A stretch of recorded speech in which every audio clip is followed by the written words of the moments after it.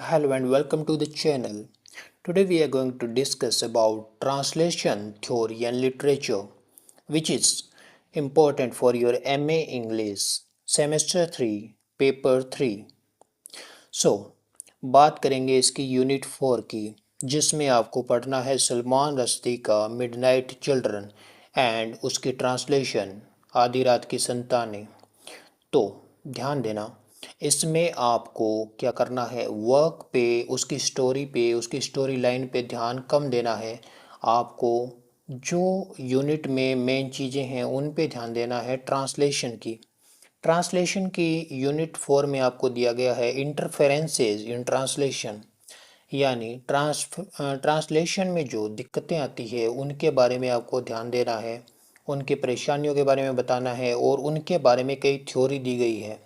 तो उन थ्योरिस्ट को आपने याद रखना है। डिस्कस करेंगे इस वीडियो में, ध्यान से सुनना और नोट डाउन कर सकते हो ताकि आपको आगे ये याद रहे। शुरू करते हैं। सबसे पहले देखते हैं, ये वर्क है मिडनाइट चिल्ड्रन, किसका है? सलमान रश्दी। सलमान रश्दी कौन है? इंडियन राइटर हैं, लेकिन डायस्पोरिक राइटर हैं, यानी डायस्पोरा के राइटर हैं जो कि इंडिया में जन्म लिए। इसके बाद यहाँ से बाहर शिफ्ट हुए और बाहर अपनी राइटिंग करी, तो ये डायस्पोरिक राइटर हुए, ठीक है। और देखो, ये लिखते थे इंग्लिश में, लेकिन इन्होंने एक टर्म यूज़ करी है बहुत ज़्यादा, वो है चटनीफिकेशन।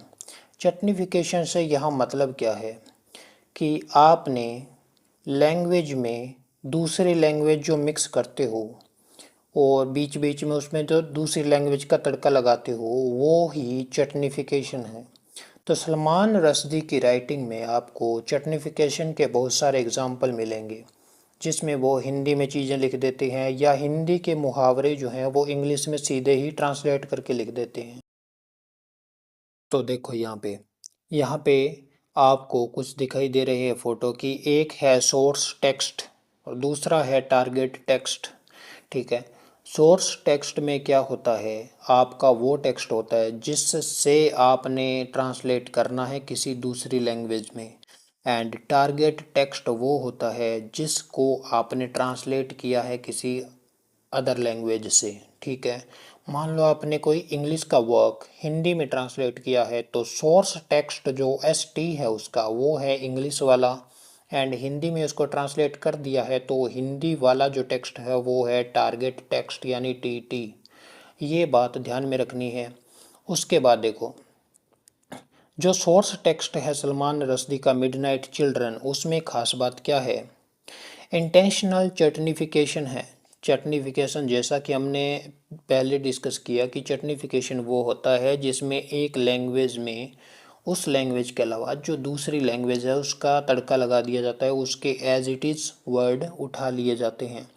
तो उसमें क्या किया गया है, जो इंग्लिश वाला टेक्स्ट है सोर्स टेक्स्ट, उसमें हिंदी के बहुत सारे फ्रेजेस वर्ड्स यूज़ किए गए हैं, जिससे इंटेंशनल चटनीफिकेशन दिखाई देता है, ठीक है। लिंग्विस्टिक हाइब्रिडिटी है, एक तो इंग्लिश है, इंग्लिश में वो लिख रहे हैं इंग्लिश वाले शब्दों के साथ हिंदी मिक्स करके, तो लिंग्विस्टिक हाइब्रिडिटी शो हो रही है। फॉरेनाइज्ड फॉरेनाइज्ड फॉर वेस्टर्न ऑडियंस, और वेस्टर्न ऑडियंस के लिए वो डोमेस्टिक टेक्स्ट नहीं है, उनके वहाँ का पढ़ने जो लायक टेक्स्ट नहीं है, क्योंकि उसमें बहुत ज़्यादा इंग्लिश के साथ हिंदी का यूज़ भी हुआ है।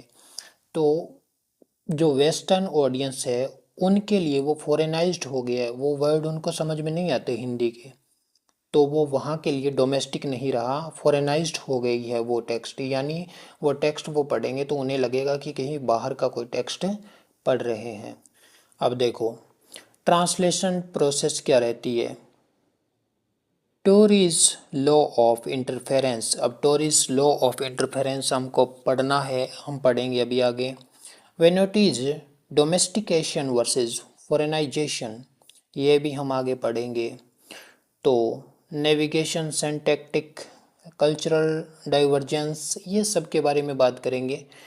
लेकिन ये करने के बाद क्या बनता है, टारगेट टेक्स्ट बन जाता है, यानी जो ट्रांसलेट किया हुआ है वो टेक्स्ट हमें मिल जाता है। उसमें क्या होता है, न्यूट्रलाइज्ड हाइब्रिडिटी, और हाइब्रिडिटी जो है वो न्यूट्रलाइज हो गई है। अब समझो एक बात को, ये टेक्स्ट था इंग्लिश में।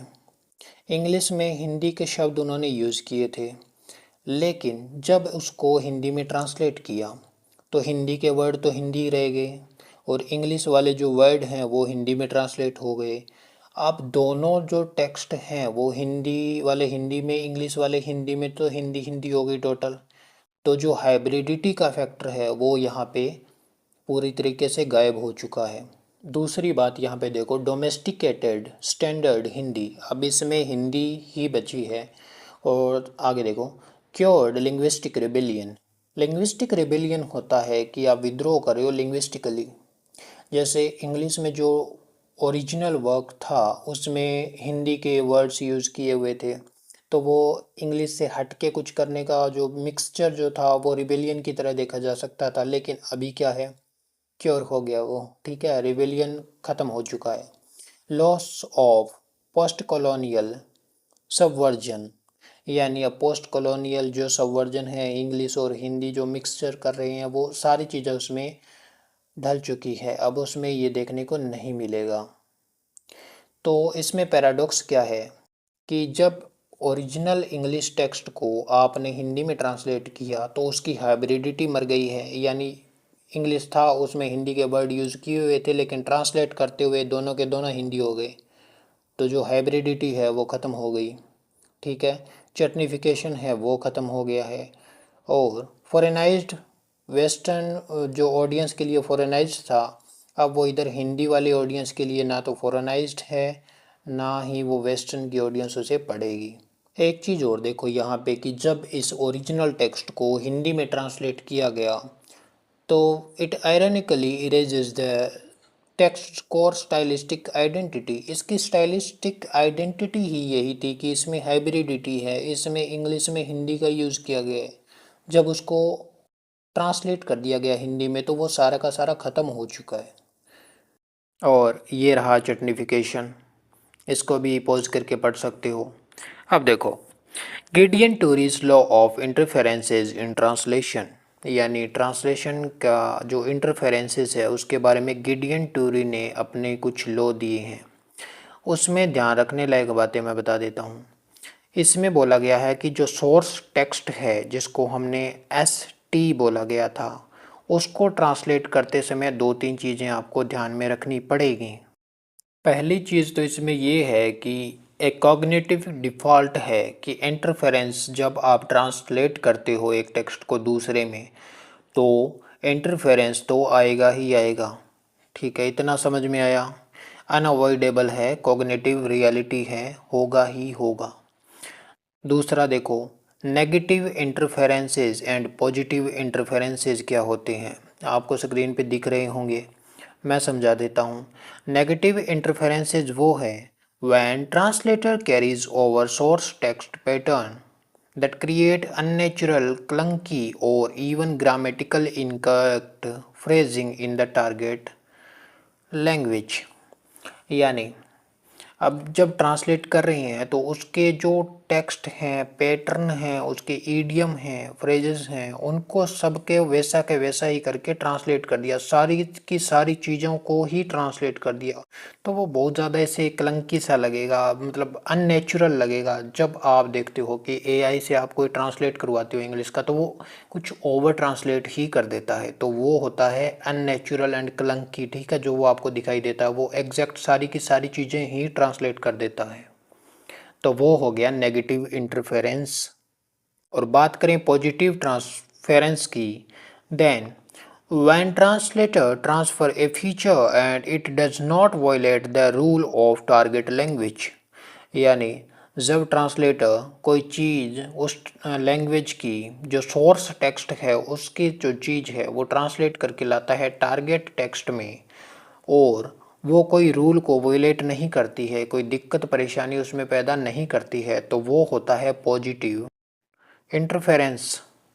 एक चीज़ आपको यहाँ पे और ध्यान देनी है कि सोशियो कल्चरल टॉलरेंस क्या होती है। सुनो, theory proposed a vital sub condition to this law The level of interference a target culture will tolerate depend heavily on power dynamic between the two language। यानी दो लैंग्वेज के बीच में power dynamic कैसा है, कौन सी लैंग्वेज सुपीरियर है, कौन सी inferior है, कौन सी ताकतवर है, कौन सी कमज़ोर है, उस लेवल पे डिपेंड करता है कि दोनों में इंटरफेरेंस का जो टॉलरेंस होगा, इंटरफेरेंस कितनी हो सकती है, उसका टॉलरेंस का लेवल है, वो डिपेंड करता है इन दोनों के पावर डायनेमिक पर। जैसे जब हम कोई हाई लैंग्वेज से लो लैंग्वेज की तरफ या सुपीरियर लैंग्वेज से इन्फीरियर लैंग्वेज की तरफ कोई चीज़ ट्रांसलेट करते हैं जिसमें सोर्स टेक्स्ट वो होगा सुपीरियर लैंग्वेज का और इन्फीरियर लैंग्वेज में उसको ट्रांसलेट कर रहे हैं, तो target culture is more tolerant of interference. तब टारगेट जो कल्चर है जिसमें हम ट्रांसलेट कर रहे हैं वो टॉलरेंस को ज़्यादा सहन कर पाएगा, उसमें अगर थोड़ी परेशानी आती है तो वो सहन कर लेगा, कोई ज़्यादा उसमें दिक्कत है नहीं। लेकिन दूसरा है लोअर लैंग्वेज टू मेजर या डोमिनेंट लैंग्वेज, यानी इन्फीरियर लैंग्वेज से आप सुपीरियर लैंग्वेज में कोई चीज़ ट्रांसलेट कर रहे हो, लोअर लैंग्वेज से हायर लैंग्वेज में कोई चीज़ ट्रांसलेट कर रहे हो, तो क्या होगा, translation often face heavy pressure to completely erase interferences. आप वहाँ पे हैविली प्रेशराइज हो जाओगे कि आपको जो लोअर लैंग्वेज का इन्फीरियर लैंग्वेज का जो वर्क है उसको ट्रांसलेट करना है सुपीरियर लैंग्वेज में, तो उस वर्क को आपने इतना रिफाइन करना है, इतना अच्छा ट्रांसलेट करना है कि वो पढ़ने वाले को लगे कि उसी ही ओरिजिनल लैंग्वेज में वो लिखा गया है। तो यहाँ पे प्रेशर आ जाता है कि जो इंटरफेरेंस है उसको कम से कम करना है, टॉलरेंस तो कम से कम होगी। तो जब दो चीज़ें समझी, हायर लैंग्वेज से लोअर लैंग्वेज में जब ट्रांसलेट करते हैं तो टॉलरेंस क्या होगी, ज़्यादा हो सकती है, ठीक है, कोई दिक्कत परेशानी नहीं होगी। लेकिन जब लोअर लैंग्वेज का कोई टेक्स्ट हायर लैंग्वेज में ट्रांसलेट कर रहे हैं तो टॉलरेंस की संभावना बहुत कम होती है, बहुत कम टॉलरेंस उसमें दिखाना पड़ेगा, ओरिजिनली टेक्स्ट में ही लगना चाहिए वो वर्क। आई होप दैट समझ में आ रहा होगा आपको। अब बात करते हैं लॉरेंस विनोटी की डाइकोटमी ऑफ डोमेस्टिकेशन एंड फॉरेनाइजेशन। 1995 में उन्होंने अपना वर्क पब्लिश किया था, the translators invisibility A history of translation, जिसमें ये उन्होंने कॉन्सेप्ट दिया था डोमेस्टिकेशन का एंड फॉरेनाइजेशन का। दोनों क्या हैं समझते हैं। डोमेस्टिकेशन का मतलब है किसी चीज़ को घरेलू बना देना, ठीक है। फॉरेनाइजेशन का मतलब है किसी चीज़ को विदेशी बना देना। अब इसका ट्रांसलेशन में कैसे रोल हो सकता है वो समझते हैं। देखो, ये आपसे दो सवाल पूछते हैं, do you bring the text to the reader और do you force the reader to travel to the text.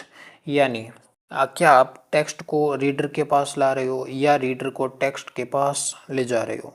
दोनों का मतलब मैं बताता हूँ कि रीडर के पास टेक्स्ट को लाने का मतलब है टेक्स्ट को जब ट्रांसलेट करो तो इतना उसको सिंप्लीफाइड कर दो, इतना ज़्यादा ट्रांसलेट कर दो अच्छे से कि रीडर को यानी पढ़ने वाले को लगे कि ये तो अपना फेमिलियर लैंग्वेज का ही कोई वर्क है, बाहर का कोई वर्क है ही नहीं।